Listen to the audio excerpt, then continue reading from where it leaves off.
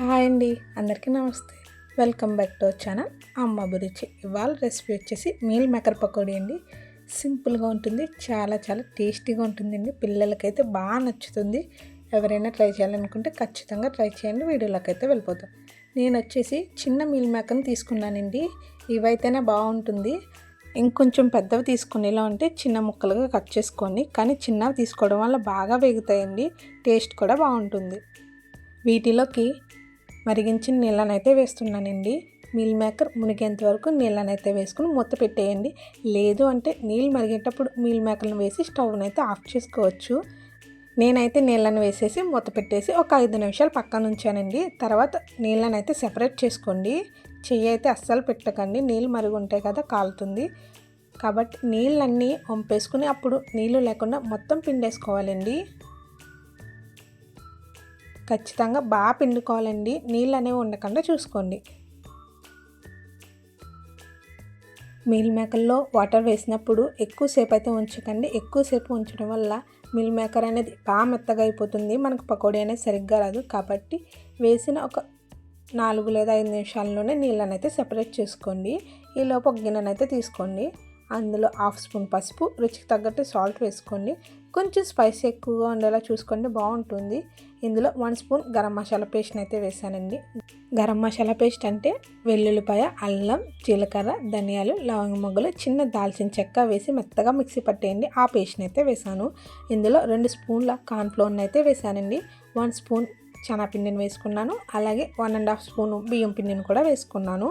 బియ్యం పిండి ఖచ్చితంగా వేసుకోండి, క్రిస్పీనెస్ అయితే ఉంటుంది. అలాగే 1 స్పూన్ ఆయిల్ని కూడా వేసేసి మొత్తం కలిపేసుకోండి. అంతా కలిసాక వాటర్ అనేది కొంచెం కొంచెం వేస్తూ గట్టిగా కలుపుకోవాలండి. లూజ్గా అయితే అస్సలు కలుపుకోకండి. మనం వేసిన మీల్ మేకర్కి పట్టేలా కలుపుకోవాలి, అంటే కొంచెం గట్టిగా ఉండాలి. సాల్ట్ అది సరిపోయిందో లేదో చెక్ చేసుకోండి. ఇలా కలిపేశాక మీల్ మేకర్ని అయితే వేసేయండి. బాగా కలుపుకోండి. మొత్తం మీల్ మేకర్కి పట్టేంత వరకు కలుపుకోవాలండి. మీల్ మేకర్ కనుక మెత్తగా అయిపోతే ఇప్పుడు మనం కలిపేటప్పుడు మీల్ మేకర్ అనేవి విడిపోతాయండి. కాబట్టి బాగా మెత్తగా అవ్వకుండా వాటర్ని అయితే సెపరేట్ చేసుకోండి.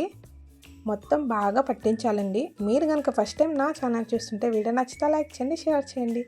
మన ఛానల్లో ఉన్న వీడియోస్ని ఒక్కసారి చూసేయండి. ఖచ్చితంగా నచ్చితే కనుక సబ్స్క్రైబ్ చేసుకుని వెళ్ళండి.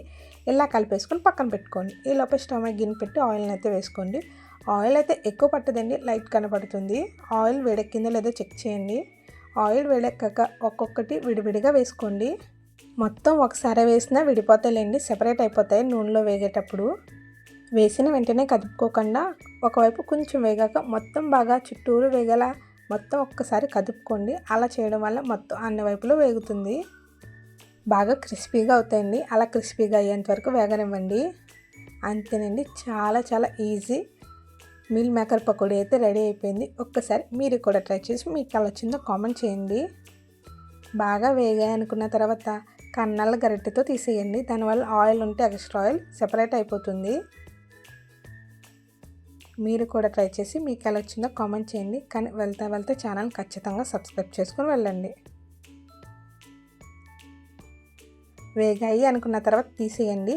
దీంట్లోనే కొంచెం కరివేపాకుని అదే ఆయిల్లో వేయించి తీసేయండి. కావాలి అంటే పచ్చిమిర్చిని కూడా వేసుకోవచ్చు.